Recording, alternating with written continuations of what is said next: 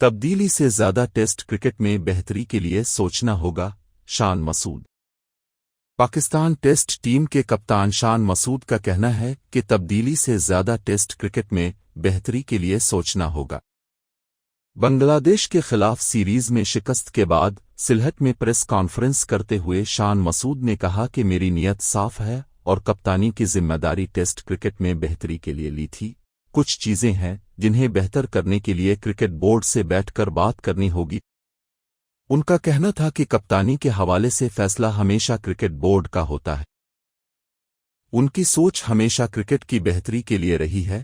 بہتری لانے کے لیے ضروری نہیں کہ کرسی پر بیٹھ کر ہی سوچا جائے یا فیصلے کیے جائیں۔ شان مسعود کے مطابق تبدیلی سے زیادہ ٹیسٹ کرکٹ کو بہتر بنانے کے لیے سوچنا ہوگا۔ شکست کا ذمہ دار بیٹنگ، بولنگ اور فیلڈنگ کو قرار نہیں دوں گا۔ جب جیت ہوتی ہے تو 10 رنز ہوں یا 100 رنز، سب کی اہمیت ہوتی ہے۔